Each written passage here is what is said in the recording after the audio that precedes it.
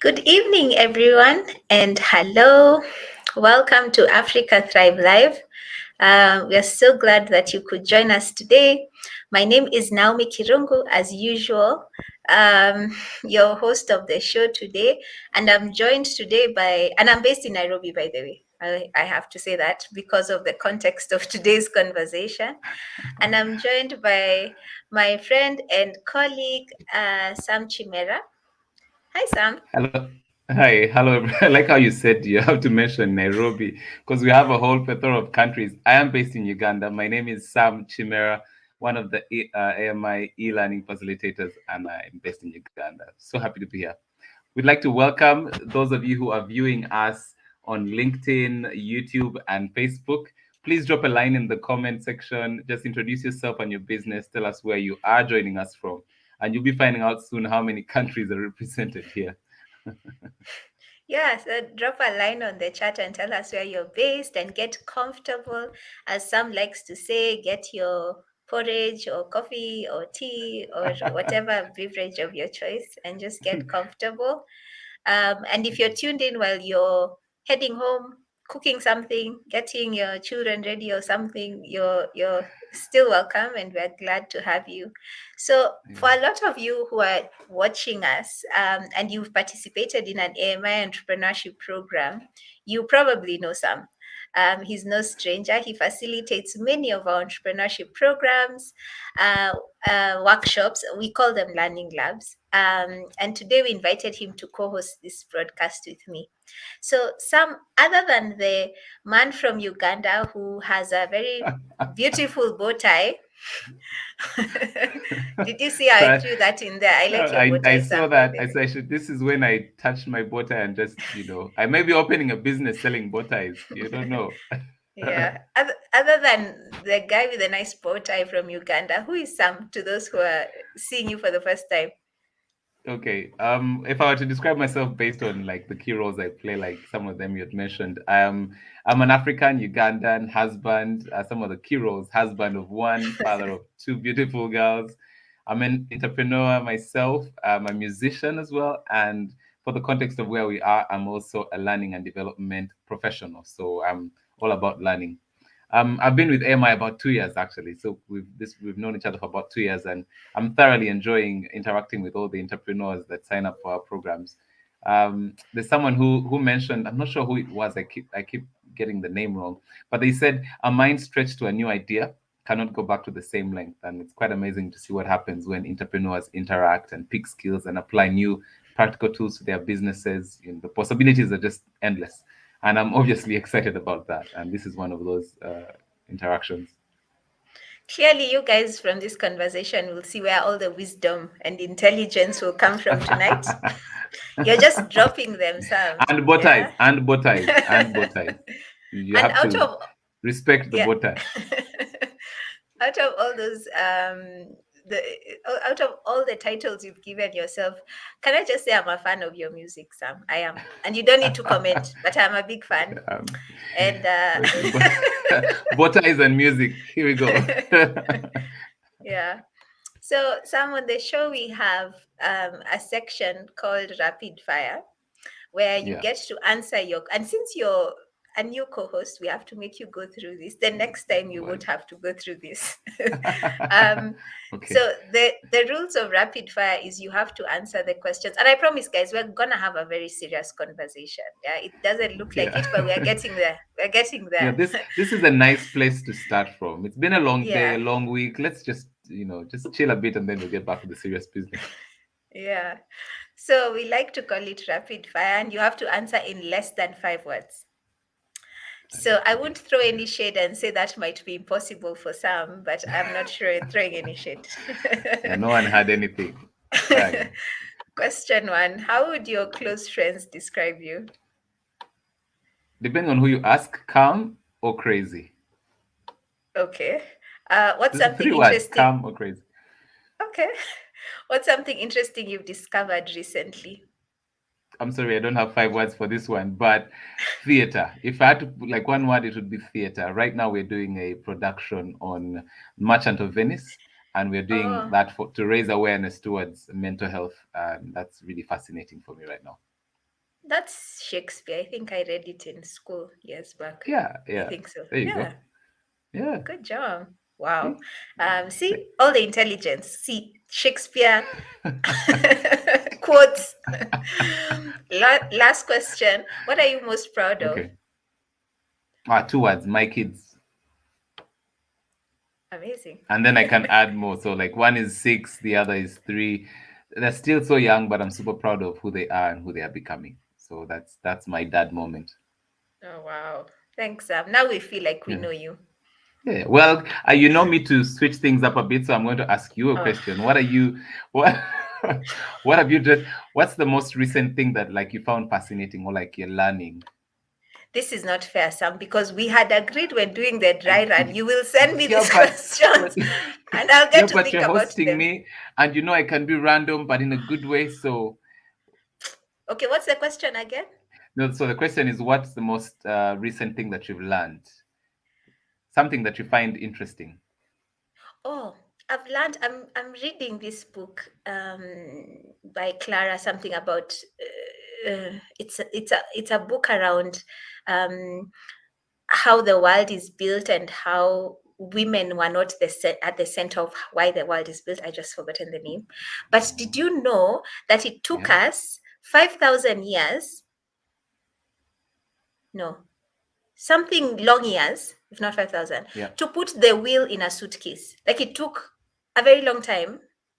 We invented the wheel years, like thousand of years back. I can't remember the amount, but it took us yeah. such long time to put them in a suitcase and just like think Oh, about that.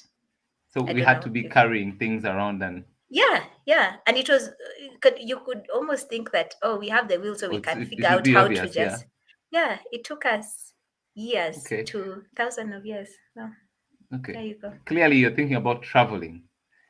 Maybe. Oh gosh, Sam. This is so not prepared. Like, can that be the last question? But that's fine. Okay, so I withdraw all other questions, but all to Oh, say thank welcome you. if you're here. Obviously, this is the kind of conversation we have. We're saying, hey, welcome. Take your cup of porridge, take your coffee, your tea, sit back. We're going to have a very inspirational session, and we're hoping that you can pick something and learn. If you're not going to learn anything else, at least you've learned about Shakespeare and putting wheels on suitcases. But the plan is There to you give go. you a lot more than that to benefit your business as entrepreneurs. Yeah. So thank you all. And thank you, David, on LinkedIn for the shout out. It's always fulfilling to listen to you. You have fans, Sam. Let me introduce AMI to those who are tuning in for the very first time and you haven't had a chance to interact with us. AMI is an abbreviation of African Management Institute, and we exist to enable ambitious businesses and organizations across Africa to thrive. And we do this through practical tools and training. So we are a very proud Pan-African institution. As you can see, Sam is from Ghana, I'm in Kenya, but AMI has physical presence in Kenya, South Africa, Rwanda, and Senegal, which is our new office. But we also have representatives around Africa in Ghana and in so many other I'm sure in a country near you, if not a country where you are. So it's so glad to have you guys, and let's just watch this quick video that highlights what AMI does.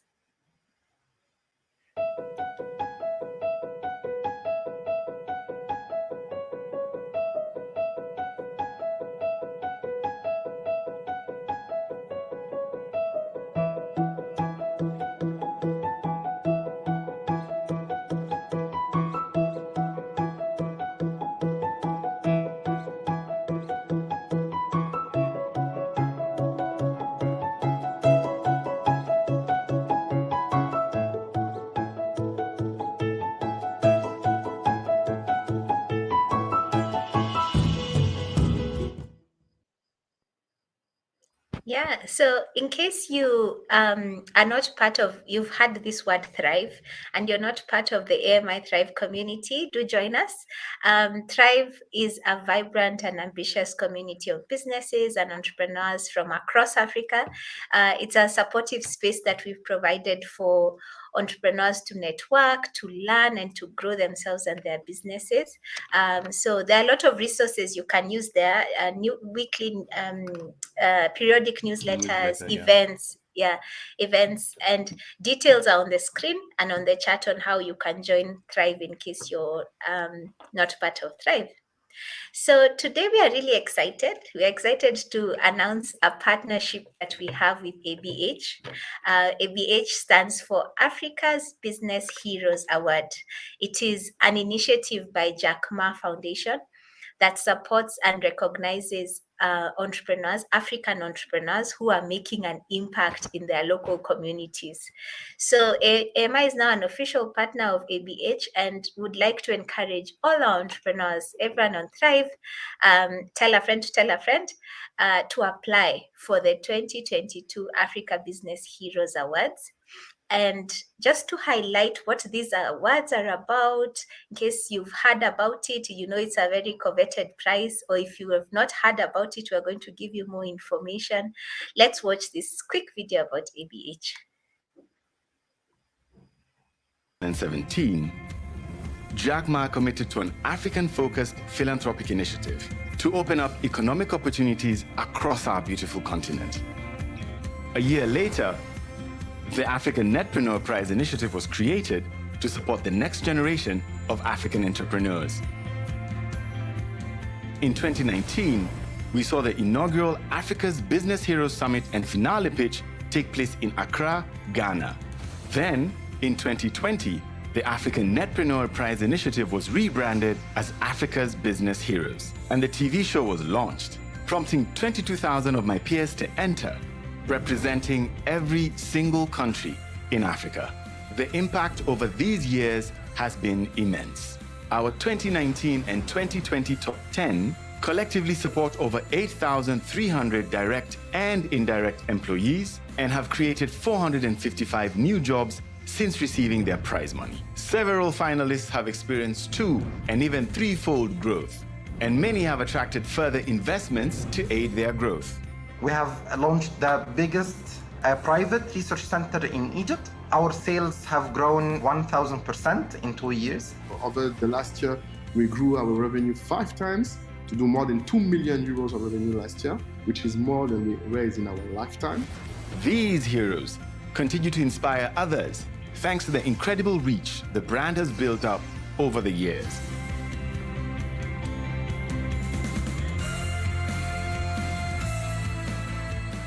So, when the call to participate in this year's competition went out in March 2021, it wasn't long before 12,000 hopefuls responded.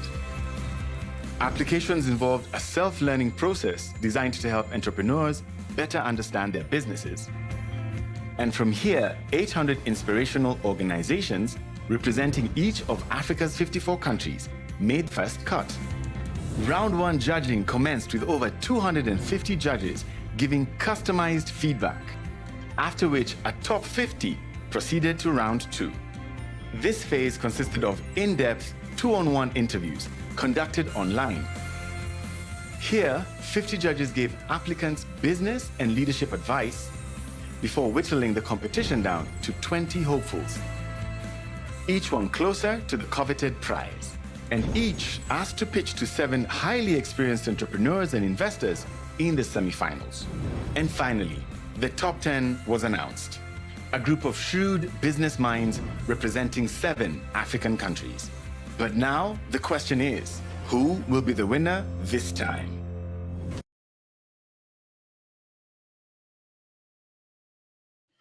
Great.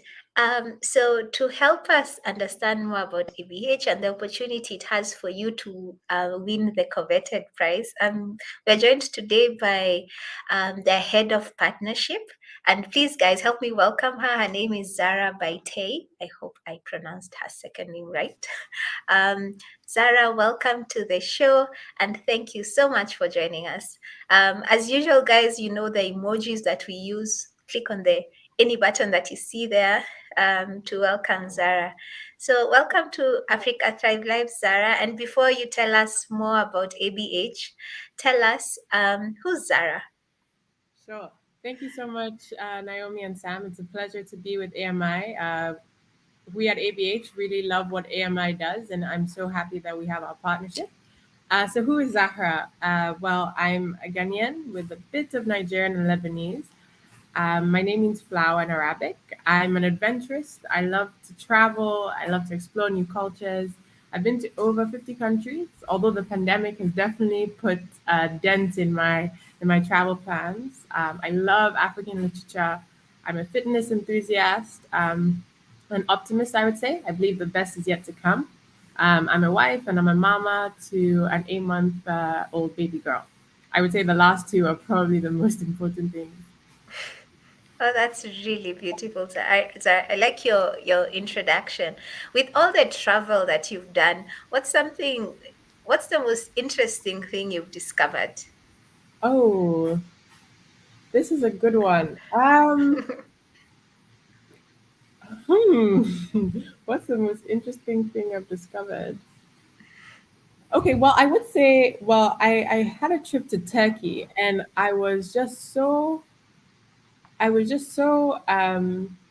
taken away by the similarities between Turkish cuisine and food in the western parts of China, the Xinjiang province. And it makes sense because the Ottoman Empire had such a wide coverage, but also the Silk Road. And so a lot of food and a lot of culture was essentially transferred along the Silk Road. And so I was just shocked by the similarities in cuisine.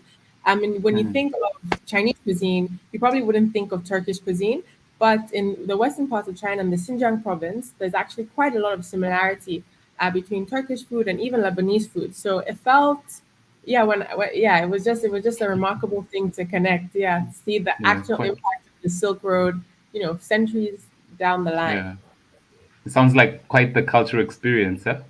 Definitely, it was. It was. All right. Well, let me ask about ABH. So, what's the story? I mean, not everyone might know the full story, and we've just seen a really great video. But what's the story behind ABH? What are you most proud of in your role? Sure. In terms of impact and things like that. Sure. I'll start with the story because I think it's quite fascinating and it gives you insight into what it is we're trying to achieve. So Jack Ma visited Africa in 2017 and it was his first trip to the continent. He visited Kenya, he was in Rwanda and a few other countries. And he was really inspired by the entrepreneurial energy that he felt. But also he saw a lot of parallels between Africa's development and China's development. And he was one of the pioneers in Africa in China after the reform and opening that really leveraged business to drive growth in China. And so he saw the power of business to create opportunities, to create change, and so decided to set up Africa Business Heroes, at the time African Entrepreneur Initiative, to really provide African entrepreneurs with opportunities, with a platform to tell their story to the world, but also to receive support with funding, mentorship, training in order to scale. And he wanted to make sure that it wasn't just those who received the funds that benefited, but a whole lot of other entrepreneurs, millions could benefit. So we decided to create the Africa Business Heroes show. And so the show is our platform, it's a televised show that we air across Africa. And we aim to tell the stories of African entrepreneurs to the world. And our hope is that people watching it, young children watching it, will see role models that they can aspire to become, and that others can see the power of entrepreneurship to create positive impact and change lives. And I would say the thing the thing I'm most proud of is one, our reach. I'm so proud that we have reached all 54 African countries, that we have entrepreneurs from all 55 countries applying. But most importantly, that over the last 3 years, we have had such strong female participation. So, for example, our first prize winners in 2019, 2020, and 2021 were all female. And in fact, each year we have at least 2 females in our top 3. And in the last 2 years, we've had 50% of our top 10 who were female. And I'm really proud of that, because I think in Africa, Africa has one of the highest rates of female entrepreneurship, but unfortunately, we do not have as much funding going to female entrepreneurs. So I'm glad that our competition has been able to, in our small way, correct that issue. Okay, great. And you talked about prize money, Zara, and I was wondering, what's the prize money? And I'm sure there's someone in the audience asking that. What's the prize for those who get to win? And also, how can people apply? Sure. So, yes, there's definitely prize money to be won. The top 10 have access to a pool of $1.5 million. The first prize winner takes home $300,000. The second prize winner takes home $250,000. The third prize winner takes home $150,000, and all other 7 take home $100,000. But beyond the prize money, there is so much more to be gained. For the top 20, top 50, they have access to a wide range of programs. For example, we're partnering with AMI to offer a management development program to some of our finalists. We've partnered with VC4A to offer an investment readiness program. So there's access to training, mentorship, publicity, media interviews, etc. And how to apply, you just have to visit africabusinessheroes.org. We have an online application that will be open till the 6th of June. And so we welcome all entrepreneurs who are in this session in Africa Thrive Live to apply, register an account. It is an extensive application, so my recommendation is to start early, but it's also an introspective process. So we hope that by the end of the application, you understand yourself a bit better as well as your business. Very good. Ladies and gentlemen, Zahra, all the way from Ghana, representing ABH tonight. Thank you so much, Zahra, for being with us. Thank you so much. Very good. And for those, again, who are interested in applying for the awards Zahra spoke about, please go to their webpage, displayed on the screen and on the chat. Okay, so it will be in the chat as well, so you can just click and, like she said, you can start right away. Now, I was doing a bit of reading about our theme today, and I found some really interesting facts. Did you know there are 3 key obstacles to the development of entrepreneurship in Africa? So the first is business education. There's need to provide the right practical, not theoretical, but practical knowledge and skill sets to grow in business. And this is where organizations like AMI and others are working to close the gap. Second is government policy. So many governments are trying to do their best, but quite often the policies implemented aim to serve political purposes rather than to genuinely promote the life of the entrepreneur and their well-being. But third, as you can all imagine, is access to capital. So financial institutions are often slow to rescue the entrepreneur with like loans and investments as needed, but we're starting to see other options in this space. Last month on Africa Thrive Live, we had a conversation about business competitions where entrepreneurs, apply, they participate, and they win the prizes that Zahra kind of mentioned, and other organizations do the same. Okay, and we had the whole, yes, they pitched to a panel of investors and they hope to win. Now, this month on Africa Thrive Live tonight, our theme is still finance linkage for SMEs. And we're privileged to be joined by Ethel Mupambwa, Dr. Ethel Mupambwa. I should say that again, Dr. Ladies and gentlemen, Dr. Ethel Mupambwa, yet another winner of the ABH Award, Africa Business Heroes Award, was in 2020. She was the 3rd overall. And she's also the founder of MoneyMart Finance in Zimbabwe. And from Malawi, we are also joined by Charles NyekaNyeka, a passionate entrepreneur, especially in the agri space. He's also the founder and CEO at Planetarium Institute. Ladies and gentlemen, help me welcome them. And I'm going to go ahead and ask Dr. Ethel and Charles, if you could please introduce yourselves, tell us a little bit about what you do. Let's start with you, Ethel. Ladies first. Dr. Ethel. Thank you so much. And thank you, Sam. Thank you, Naomi. It's good to be here and it feels so great, eh? So I'm Dr. Ethel Mupambwa. I'm the founder of MoneyMart Finance, which is a microfinance institution here in Zimbabwe, which is designed to empower especially women and youths. Like what Zara said, in our African setup, not so many women are identified, especially for financial empowerment, yet they put in the work. Imagine how much work we women we put in, even for the additional impact and wealth of the family. But we've never been really recognized. And this has been my passion and my desire. And that's what gave the birth of MoneyMart Finance, to recognize those women, even from a vendor.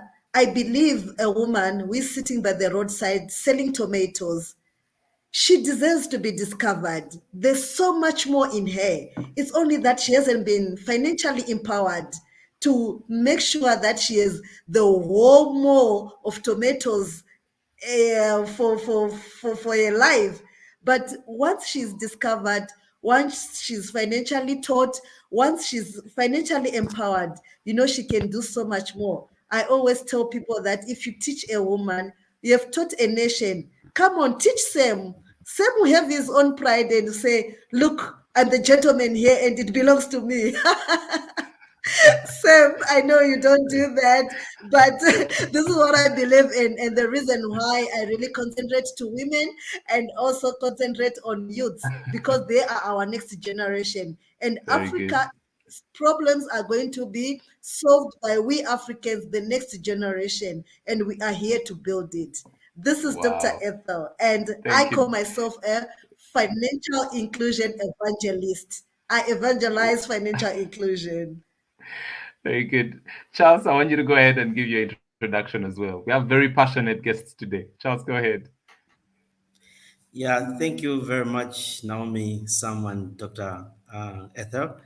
My name is Charles NyekaNyeka. I'm a Malawian and an entrepreneur.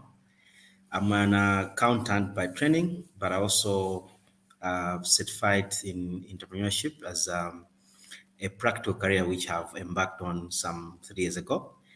I run Planetarium Institute. It's a local entrepreneurship think tank. And most of the things which we do is to support entrepreneurs in the whole value chain of their business. And we provide those services sometimes on pro bono basis, but most of the times we do it at a fee.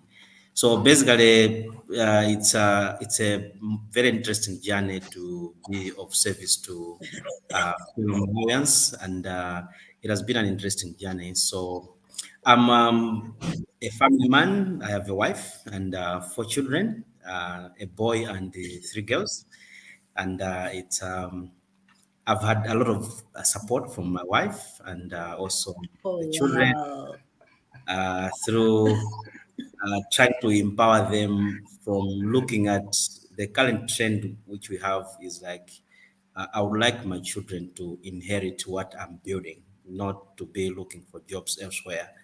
So Very good. working with my family and my children, and it's something which I've also liked. I think it's part of the things which I would also like to share. It's about the Mittelstand. It's the German SMEs which are family owned, and I think what I would like to do is also to emulate that. And what I've done is to recruit my nephew to be the business manager, and my wife is a lawyer and she's a company secretary. So we've just started that, building a generational company, and we hope that Wow. will also send the message to the rest of Malawians who are in SMEs. Thank you so much. Very good. Thank you, Thank you. Charles. Thank you, Charles. And Ethel, I really like your energy. It's very contagious. And there's this question I've asked everyone on the show today. What's something you've learned recently that you want to share, or recently learned or discovered? Okay, what I've discovered recently is the power of social capital. I think it has become the greatest capital, especially for entrepreneurs and in business. And you know what, Naomi? The thing that actually made me more exciting is that we need to take care of the gatekeepers. So oftentimes that people look down upon, especially secretaries that come along with power, people of importance. But I then discovered that if I don't really get along with that person, it means I'll not be able to get to the rightful person that I really need to talk to and maybe benefit out of the relationship and conversation. So I was just thinking, oh, look how much important is everyone in this whole value chain, especially in social impact. I get to know Naomi today. I get to know Charles today. And Charles, by the way, behind every successful man, there's a woman. And imagine I already tap into the lawyer behind Charles. And I've got all this vast knowledge and I want to open the next business, the next unit in Malawi. And Charles's wife is advising me. And imagine if I just then had a rough scratch with the person who is just in front of Charles's wife. I'll not be able to get to Charles's wife. So for me, it has been social capital. We just need to get along to anyone, everyone, and you just don't know the doors that person will open for you, that important door that you need, especially at that particular time in life. It has been Yeah. quite an exciting discovery for me. Yeah, I like that, and I think even during this season of the pandemic and how what we've gone through, I think we've become kinder individuals. And I read a blog somewhere about how the future of leadership is kindness and people just being nice to anyone. It doesn't matter who. So I like that, Ethel. Charles, how about you? What have you recently discovered? Uh, Actually, I was listening to Dr. Ethel. I was just as you said that what she said was very contagious. I'm now trying to look at the power of social capital, which she has just discussed, and I said, "Wow!" But for me, I think it's my recent discovery, which I think I've just fallen in love with, is the power of family in business development.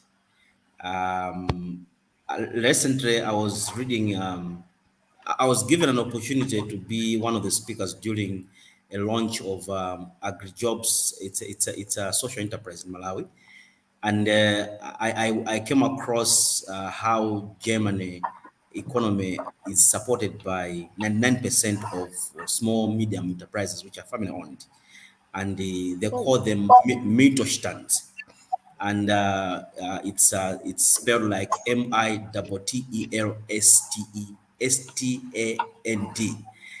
And when I did the literature review, watched YouTube videos, I realized that I think it's a model which can work for Malawi, especially that we have an informal micro, small and medium enterprises ecosystem, which is almost 89% informal, which is not good for a country to develop, to have that big informal ecosystem.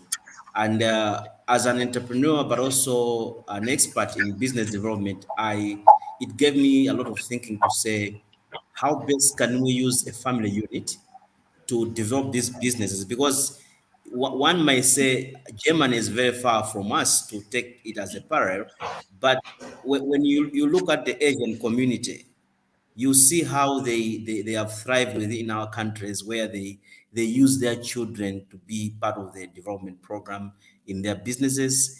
If you go and look at our friends and families from Burundi, Rwanda, who are living with us in our country, you could see how they're using their children and they're growing. And it's a thing which in Malawi we haven't been good at. So I thought maybe I start with my company.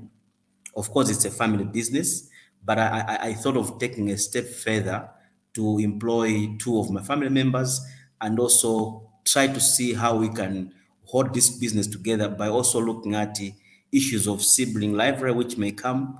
How do we discipline members of family who have misbehaved as part of their misconduct? So it's quite an interesting journey, and especially when we're looking at the Mittelstand, there are companies which are export focused, and if we can emulate that to Malawi, it will also help us to do better in the African continental free trade area, because these family businesses, we may make them be export focused. And if we are successful with that format, I believe it can help Malawi to move ahead from where it is now. Because, by the way, Malawi is taken as the poorest country in the world. So I believe that can help us to come out can of that. change. Sure. Thank you very much. Charles, I like the perspective where, like, even if some may say it's a poorest country, you're taking it as like that can be the motivation to do something about it and, put some wealth into these families and generational wealth. I really love that perspective. Now, I have a confession to make. I am a storyteller, and I realize that I'm in good company today. Charles and Dr. Ethel are much like myself. So I'm going to ask, there's a few questions we wanted to ask you, especially with all the things that you've achieved, with all the work that you're doing in Malawi and Zimbabwe. We have several questions, and also this is to let everyone know who is watching. If you have a question for our guests, please put it in the chat or in the comments so that we can come to it. But right now, I'm going to turn my attention back to Ethel. So this time, I want you to give me a fairly quick answer. I know this one is a whole story, and I've checked a bit about you, and it's amazing. How have your life experiences shaped your entrepreneurial journey? Who you are today. Let's see if we can keep it tight and squeezed in, and then I hear also from Charles. Ethel, doctor. Okay, thank you so much, Sam. For me, having grown up in a rural setup, in a polygamous family where it was survival of the fittest, it has really shaped me to be who I am today. I don't take a loss as a loss. To me, it's a win, apparently, and it makes me desire to discover more. What happened for me to lose this, and how can I do it better for me to make it into a win? So that survival of the fittest environment that I survived from in a patriarchal society where I would always try to voice out, it has really given me the tenacity that I have today in business and in the journey as an entrepreneur to say, if I will not talk about it and if I will not speak out, who will do that? And what will happen tomorrow if then it is brushed under the carpet? It has to be me. And here is me who is going to be able to do it. Wow. And that's amazing. Ladies and gentlemen, in case you have a chance to look up Dr. Ethel's story, she started her business from a veranda down to walking through the markets and being the change she wants to see. And there's so much more to find out. It's a beautiful story. Charles, please tell us to start. And you're obviously very passionate as well. How did you start and what drew you into entrepreneurship? I think for me, it's the background of being an accountant. I think that helped me quite a lot because most of my work is in advisory. So I will advise entrepreneurs, I will do business analysis and provide some advice. So being an accountant, I worked for the past 22 years. I think, and as an accountant, we do almost everything as an accountant. You do taxes, you do business planning, you do. So there's like this generalist part of accounting. I think it gave me that impetus to venture into entrepreneurship. And I also am someone who reads a lot. And I think that gave me an advantage to read a lot of things about what other entrepreneurs have achieved. And in the process, the basis of how I started Planetarium Institute, I started on a research proposal at my master's program. So that's how I started it. And actually from there, I've always done things which other people have already done, and I improved that. And I think that's what I would like to do, just to focus on doing what other people have already done and improve that. Yeah, wow, it's really amazing, especially from the accounting perspective. You guys work with a lot of data, and then when you become advisory, it's the perfect set because then you're the foundation of all database decisions. Very good. Now let me Ethel, you're passionate about financial inclusion. So especially when it comes to women, what led you to this and how does your business help solve this particular problem? So how I started this, it's like I said, I grew up in a patriarchal society, and me discovering that we women, we put a lot of work, but not recognized, especially financially. You know, I grew up rural, and my father was a businessman. He had shops in the Growth Point, which were written Chihuahua stores and sons. And I wondered, why sons? What not wives? Why is he recognizing his sons Yeah, first, why yet he not has so daughters and many wives? wives? Yeah. And to me, I wondered, so we daughters, where are we? And now discovering that 70% of African women are financially excluded and do not have access to the mainstream financial services because they do not have collateral of their own. Even these properties are in the name of you guys, and we cannot really stand. So this is where the passion grew out from, and saying, no, we need to change the course. We need to change the narrative, because for us women, if we put in our all, we produce so much more. We multiply, Yeah, by just our mechanism. Give us just a little something, we'll balloon, because we are women. So for us women, we don't need much. We just need that little capital, and we'll be able to manage it, and we'll be able to make it have so much impact, not only for ourselves, but even for the kids, for the children. As children grow up, they all run to mommy, mama this, mommy this.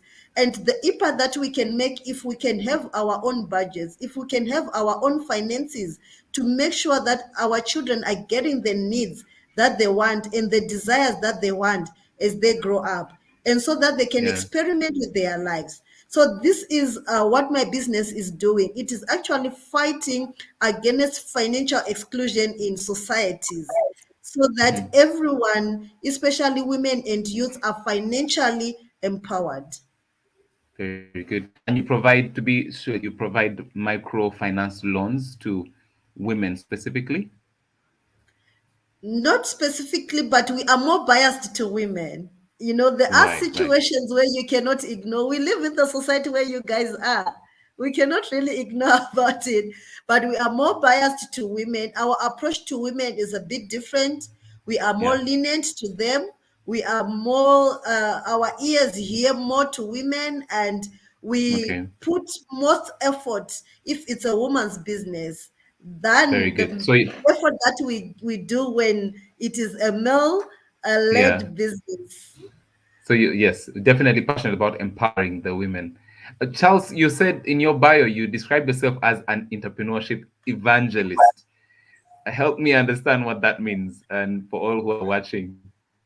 Yeah, it's more of the same evangelism which is done in gospel. Okay. If you're a Christian, you understand that that part of an evangelism is about winning souls so that we attain salvation at the end of our lives. Now, for me, I look at entrepreneurship evangelism to look at helping people become entrepreneurs, because what it all entails is like, it's a human calling to be an entrepreneur, because at the point of solving problems to create wealth, which is a result of entrepreneurship, you and me will have money. And I've lived in a family where we've tasted poverty, and I know what it feels when you are in lack, and I know what it feels when you have money. So when you have money, which you've derived from a business, you have an opportunity to make a choice in how you live your life. You also have the opportunity to live a life of contribution where you can support other people. So I see it as a calling for each and every creature called human being to be an entrepreneur, because that way we have control over private property where we generate money to support ourselves. So that has been my drive to make sure that whether you are working full time or you are a full time entrepreneur, you should find a way to make money for yourself, because that will help you to lead a life of option and also lead a life of contribution, which is the ultimate achievement I would like to see in everyone. Thank you.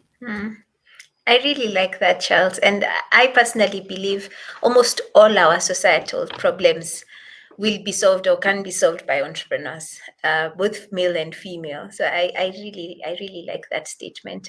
And Ethel, when you were speaking, I just smiled because I was with my niece the other day, and she saw when you were talking about women so passionately and how your father had a shop written, I forgot the name, and Sons. And I was with my niece, and she saw a sign. If you've been in Nairobi recently, you know Nairobi is a construction site. There's so many roads being built. So she saw a sign written "Men at Work," and she told me, "Auntie, now I thought there. Why is it men at work? Aren't women working there? They should say people. They should say people at work."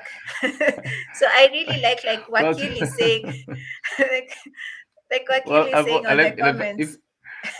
If if I may interject, I've also, it's Women's Month, so there's also jokes about men. I say women joke about men, and they say men are the ones who have to announce when they're working. Women never announce; they're just always working. Because we've always been working. So they look at us and they're like, "Look at these guys. They think they're working."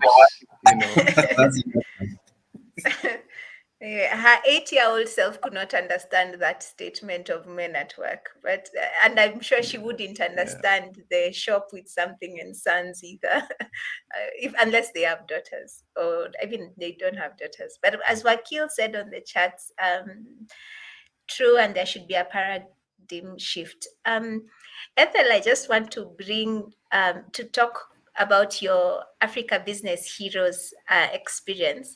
So in 2020, you emerged third. And to put that in context, there were 22,000 applicants in that year, and you were third of them. And also, I believe this year or last year, you were in the Zimbabwe National Business and Leadership Awards as the Best Woman of the Year.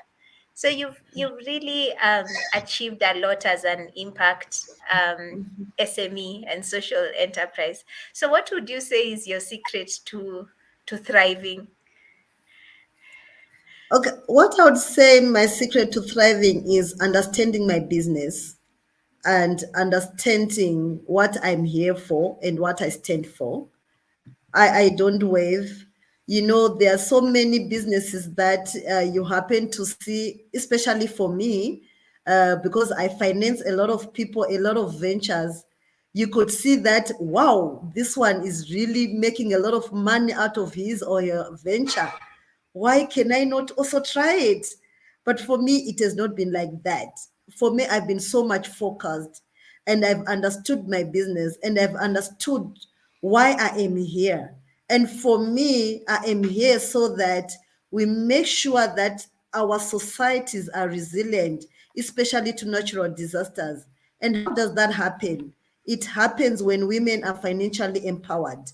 And for me, I've come to understand that for our mothers, their only insurance they had back then was for them to take us to school so that in the later years when they are old, we will also take care of them. But the world has become global. I wake up not in Zimbabwe anymore. And who knows, the lights of the United Kingdom could take me away from what I've been brought about. And forget my mother after all. These things are happening, and we are seeing so many generations, so many youths dumping their families because they are now excited without what they are discovering. So how would that woman, how would that family survive after all? So because of that, it has given me the focus, the understanding of who I am and what I want to achieve as a person. I think this is what has made me succeed and what has made me be recognized in the space of my work in which I concentrate on. Wow. I think, I don't know if it's Oprah who said this, the greatest day is the day you discover why you were born. And I feel like that's that's it for you. You just discovered your purpose in what you do, which is really amazing. Charles, I remember in the early days to AMI, because you have been part of the AMI Thrive community and ecosystem for a while. I remember me and you had conversations early on before you joined. Do you want to talk about, because you've gone through our programs and you're now in the Growth Network, which is our alumni network. Do you want to talk about your AMI experience in general, your experience with Growth Network? I think AMI in general. It has been a beautiful journey for me, like especially as an accountant, as an entrepreneur, and it has validated my brand because AMI being a reputable organization in Africa, and you've gone through that incubation program and all that exposure, it has helped quite a lot. And being in the network now, I'm here because I'm on that forum with the rest of entrepreneurs who also attended the AMI program. So it's an opportunity for me to be on this forum and even on this call, that out there people are looking at me as a good achievement and also a validation of the brand of me as an individual, but also for Planetarium Institute. And it's what I've liked much is that the process which we went through under the Thrive to Survive program, it coincides with how I would like the business to be run, because the program gave us more of the tools which you can use in a business. And for me, I would still want to be called an old-fashioned entrepreneur who believe in systems and procedures. And I think on that one, I will not move, because I've done a lot of studies to understand companies which have been there for the past 500 years. What has come so clear is that they have systems which make them to move from generation to generation. And going through the AMI Thrive to Survive, and I was saying on that platform to say, I've downloaded almost 284 documents on the website for AMI, because I like those documents, because I'll use them. I'll also share with the other entrepreneurs. I'll even use that to do trainings, which I also make money. So it was a very good experience for me, and I look forward, maybe one day you like to engage us to be a representative for AMI in Malawi. So yeah, it's a good experience. So thank you very much, AMI. I look forward to attend more of those programs as I also build myself and my company. Thank you.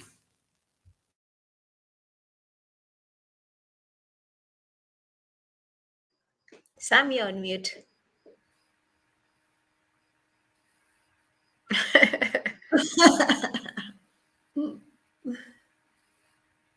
We still can't hear you, Sam. I think we've lost. Try one more time. Hear me now? Yes, now we can. Thank you. Okay, I'm sorry about that. I followed the passion of Charles. I forgot to unmute myself. Okay, so I was saying, we all know that, especially in creating generational wealth and all these different things that we want to do, we need funding, we need finance. And the theme for today is finance linkage for SMEs. So Ethel, let me start with you. In 10 years of working in the funding and especially the microfinance, what have you observed and what advice would you give, a young entrepreneur who is interested in raising capital, whether through competitions or loans or investors or banks or sponsors? What have you observed and what advice would you give them? Okay, for me, sorry about that. For me, not because I'm also biased to have done Beacon Finance and Charles here talking about him being an accountant, but for every entrepreneur, I would say know your numbers. Numbers is the in thing. Numbers is the game changer. Know your numbers. Whether you're coming from a background of you are not a numbers person, one way or the other, I think you need to create a team around you that can explain your numbers very well. Be it your financial statements, be it the impact that you are making, But this has to be described in number format, because every financier would want to know what the numbers look like. So you can never get away, you can never run away from that. It's a do or die. You have to know your numbers. And the other thing that I've discovered, which is important, is that you need to run your business formally. I serve, yes, the informal sector of Zimbabwe. This is the reason why I'm so excited about serving that sector, because I see it as my duty to educate them, for them to be able to be formal. Everyone wants to put money where they see that there are systems. The business is a legal entity. You pay your taxes, you pay your dues on time, you have every other certificate that is needed, maybe in your jurisdiction. We cannot put our money on something that is risky, where we do not understand how you operate. So I also applaud, like what Charles was saying, to say a business needs to have systems. I always like to give the example of a woman who is running a tomato vendoring by the road. That business has got a system.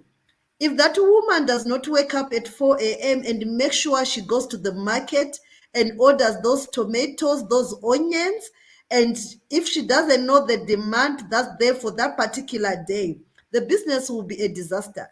So there's no business, no matter how small, that should not have a system. There should be a certain system that you follow, and that you follow religiously, and work on improving that system.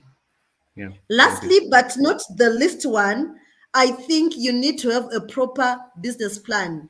You need to be able to define your market and to be able to see the opportunities that the market is giving. For anyone to be able to give you the money, they want to see if there are any possibilities, if this business can expand, and how much more influence and impact can you make. So you need to know your market. You need to understand, how many people can I impact if I'm to be given a certain amount of money, and how can I grow my business from point A to point B. So these are the basics. So if you are an entrepreneur, you're listening to this, you want to be able to raise funding. Number one, know your numbers. Make Yeah. sure you prepare your numbers, your financial statements, no matter how small your business is. It's so easy to have an income statement. We want to know, how are your Yeah. cash flows looking like? You cannot run away from that. You have to be able to do that. So I'll repeat again, know your Know your numbers. numbers. Know your Know your market. numbers. The numbers game. Know your markets. Numbers is the cool thing. I like that. Charles, how about you? What's been your experience in accessing finance or trying to access finance in different ventures? My experience has been bad in as far as accessing finances, whether banks. Yeah. I've never had an Investors, opportunity to loans, get yeah. in. I've never had an opportunity to get any like business angels, venture capital financing. It has been difficult, and in Malawi the ecosystem is a little bit shallow. We still have problems to have access to financial services, especially capital. But my experience has been, there is one thing which we have to accept as entrepreneurs. Um, People will not give us money if we don't have what Dr. Ethel has just said, the systems, the structures, and even the certification, like audit accounts, some of the basic administrative stuff which everyone will ask. And when I started in 2019, I could get consulting assignments where they'll say, can we have accounted audited accounts for the past 3 years? It was a challenge when I've just started. At the moment, I can produce those 3 audited accounts because I saw that it was necessary for me to build a certified financial track record. So it's very important that you have, if you are an entrepreneur, you are selling, I think you should invest in audits because that's what will certify your financial track record. You should have systems, and most importantly, which is the last thing, you should have a business model that sells because no matter how good you are as an entrepreneur, you have to sell. Thank you. Yeah. Wow, I Yeah, like that that, Charles. And I think it's very refreshing to have a conversation where, a lot of times you talk to people and like, yeah, this is how not having just refreshing, candid conversation about the struggle of raising money and how different markets have different problems and there are more opportunities in some markets than the other. But it's good that I like the fact that that doesn't impede you and you don't look like that is really holding you back. But other than that, what would you call, other than the finance, what's a challenge that you've encountered as an SME, and how have you overcome, or how are you trying to overcome it? Yeah, the biggest problem which I've seen is delayed payments from suppliers, those who we've worked. It's a biggest problem, and it's a biggest problem to the extent that sometimes it feels like sabotage because you look at in these international development agencies where we work, we have fellow Malawians who they should understand the plight of startups because if someone is holding like even 1,000 US dollars, it's a lot of money for a startup. And you see, if you lose some money or you don't have money to pay for like rentals, stipends for interns, even salaries for staff, it is a big thing because there are small amounts which matter. So the biggest problem which I can highlight is delayed payments. You find that you stand on a laser bread because you don't have to push too hard for the sake of future businesses with this big company. And at the same time, we also have to balance the anxiety which you have to have the money in your account. And in the process, you end up going into money shacks where you get higher priced loans, which when the money comes back, you end up paying those loans. So that's a biggest challenge which I have had. And I've I've overcome that problem with the I believe in family and friends, and I think these are the people who have managed to bail me out because I will show them the contract, the invoice which we submitted, and you say we are looking at such amount. Can you help me so that I should pay off this? Because the banks, I would not lie, I've never had an opportunity to get a bank loan because you can have millions in the bank account, but they will not give you a loan because they say, no, we need a collateral, we need this. So I understand them, but what I've relied much is the family and friends connection where you tell them, I need support. And when you get the money, make sure you pay back in time. Thank you. Yeah, Ethel, you're in the finance industry, and um, just by the nature of your business, I know it's a problem a lot of SMEs face. How can people get through just default or bad debt, or what's a tip you have? Okay, for me, I think the best tip is communication. You hit a hard rock, you're in business, and we financiers know these things do happen. But the moment that you show up, you communicate that this has happened to me, guys, and I am planning to have a restructure in such a manner. We understand you. We are willing to talk and we are willing to help and we are willing to restructure. There are so many ways that we can help an entrepreneur with. But the moment that you hit a hard rock and you start running away, it becomes all disaster. You are tarnishing your character, you're tarnishing your business. You are all of a sudden you are showing that you are not an honest person, and maybe the intentions that you had from the word go were even wrong intentions. So for me, the best tip is that you need to communicate and show up, communicate openly. We are people. Everyone is in business. A bank is in business at the end of the day. It's when I have hit a hard rock, they've also hit a hard rock, by the way. So what needs to be done is to show up and explain a situation and show them that this has happened, guys, but I am willing to work through it all and I'll be able to do it. I tell you, people will be willing to help you. I actually have got a personal experience with the MENA, our economy in Zimbabwe. We had to change a currency in 2019 and I had foreign-based debt and I had to work out on it. It was not going to be easy for me to just run away and give an excuse that the government has changed a currency. We were using US dollar and we are no longer using a US dollar. I had to show up, explain the situation, and give a plan on how to manage the situation that I am in. I'm sure people would understand and they'll be willing to help and listen to your plea. Very good. Wow. I've been on mute, but I've been nodding my head like this, especially that tip about communication. Let's talk about it. Don't hide. Let's talk about it. Okay. So we're coming to the end of our time together. An hour flies by really quick, but I'm very curious. What is it? So you can pick one of two questions. What's the happiest moment of your career so far? Okay. Or you could share what's an impact story that you want to just share that you feel, this moment is the kind of moment I always look forward to in my impact, in my striving to impact other people's lives. Whichever you want to look at. Let's start with Charles.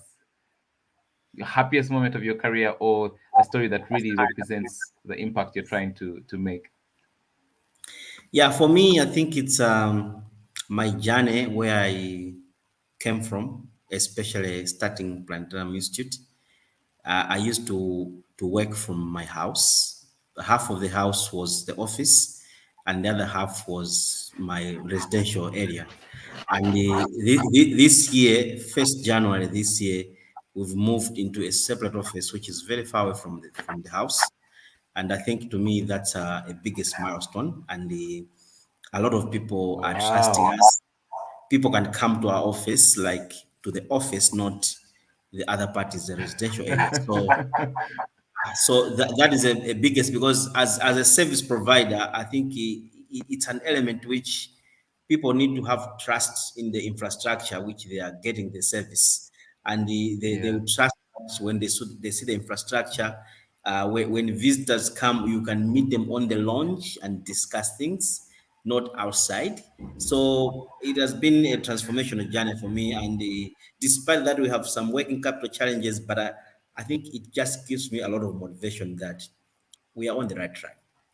Wow, that's so beautiful. Thank you so much, and thank you for sharing that. Ethel, Dr. Ethel, how about you?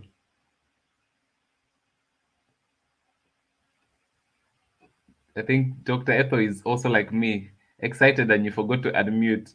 Oh yes, I'd forgotten to unmute my mic. Also, I was saying before I get to that, I also wanted to share the biggest challenge that I faced in my journey. It's building a team. Building a team. You train people because you're still young, you're an entrepreneur, you're taking raw people maybe from college, you train them. Once they know how to do the work, a big organization steal from you. And you need to start from scratch again. Oh my God.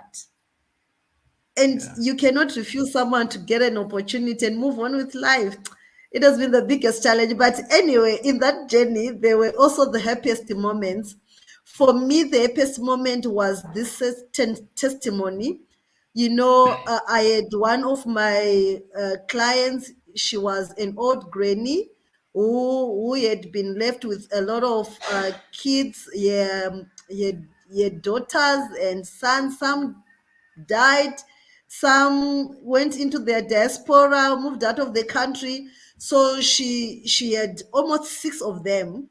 So it was a birthday, and my team alerted me that it's Granny's birthday. So I said, today I want to personally visit her with a birthday present and celebrate with her, because she has been an honest client. And we really had raised her from somewhere to another level in a small business. So when we got to the house in the street, one of the little kids saw us wearing our uniforms, And so she started running, saying, people from the bank are here. People from the bank are here. And I was like, okay. So I had to call that little girl, said, how do you know us? And she said, we know you. You know, ever since Granny started being given money by your company, we were never sent away from school, not even a day. Wow. You know, I literally cried. It touched me. I said, is MoneyMart making an impact to this extent, really? And she was saying it in vernacular. You know how it is, like expressing yourself. And you know, Yeah, I yeah. looked at the little girl, I hugged her, and I said, "Oh, God bless this young girl." Yes. Yeah. You know, I think we are going. from I think we need. I think we need some more tissue right now. Yeah. oh yes. Do you know, from that day, I said, "Oh my God, whatever come may, I'm not stopping. Even if the economy gives me other words in this business, I will not stop." You know, it really touched me. And you know, that day I slept, you know, you really sleep a good night's sleep, even if you know there's a lot of pressures coming on your way. But that testimony, I tell you, for me, it was really touching.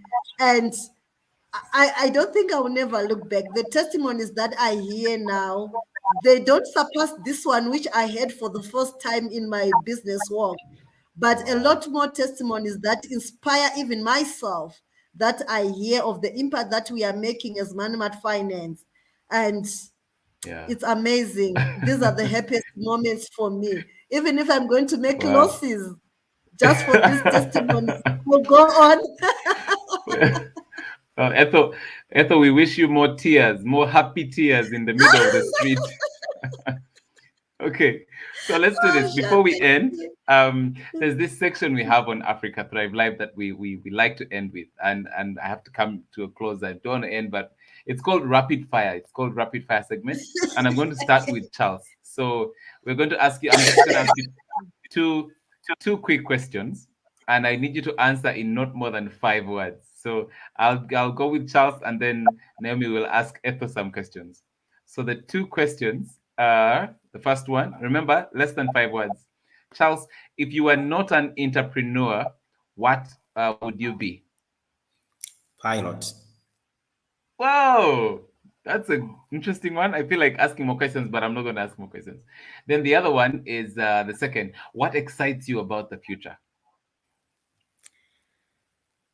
I think ICT. I see. Okay. Yeah. Okay. I feel like everything within me is like, I want to ask more questions, but I want to leave it there. And we're going to look out for the future. This ICT world in the life of Charles.